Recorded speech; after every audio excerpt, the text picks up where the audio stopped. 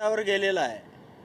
हे राज्य प्रचंड विकासाच्या गतीनं ट्रिलियनमध्ये गेलेलं आहे आणि दुसऱ्या बाजूला मात्र या राज्यामध्ये लाईटच नाही।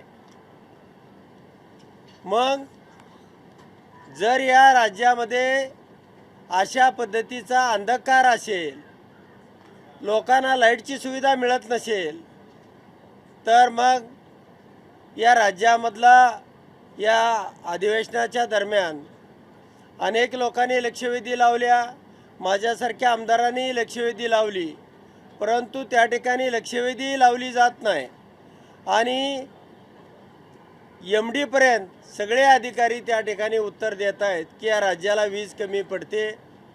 मग सरकार निश्चितपणानं धोरणात्मक काम करतंय का? आणि ही लाईट गेली 14-15 वर्ष सलग मिळत होती।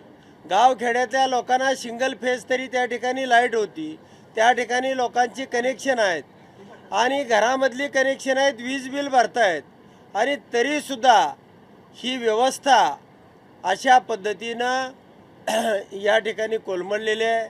म्हणून तुमच्या माध्यमातून मला सरकारला विचारायचं आहे की हे तातडीनं सुरळीत करा, गावखेड्यामधल्या माणसाला लाईट द्या। जे माणूस शेती व्यतिरिक्त दुधाचा धंदा करतोय, मशीनच्या माध्यमातून त्याला धारा काढाव्या लागतात, प्रत्येक जणाच्या 10-10, 20-20 गायी आहेत, स्वयंपाक करायचा आहे, मुलांची शिक्षण आहेत, अभ्यास आहे, परीक्षेचा कालावधी आहे आणि अशा वेळेला तुम्ही रात्रीची जर लाईट बंद करत असाल तर हे चुकीचं आहे। तुम्ही कोणत्याही परिस्थितीमध्ये दिवसाच्या वेळेमध्ये जर लाईट कमी पडत असेल तर दिवसामध्ये कधीही 4 तास लोडशेडिंग करा, पण रात्रीची लाईट ही चालू ठेवा, अशा पद्धतीची विनंती तुमच्या माध्यमातून या सरकारला करतोय आम्ही।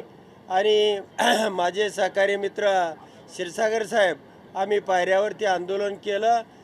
याची धग, याची आग सामान्य शेतकऱ्याची किंवा गावखेड्यामध्ये राहणाऱ्या माणसाच्या मनामनामधली आग ही या सरकारपर्यंत पोहोचावी, हाच या आमच्या दोघांच्या आंदोलनापाठीमागचा भूमिका होती आणि निश्चितपणानं सरकारनं तातडीनं यामध्ये सुधारणा करावी अशा प्रकारची अपेक्षा या ठिकाणी आपल्यासमोर व्यक्त करतो। धन्यवाद।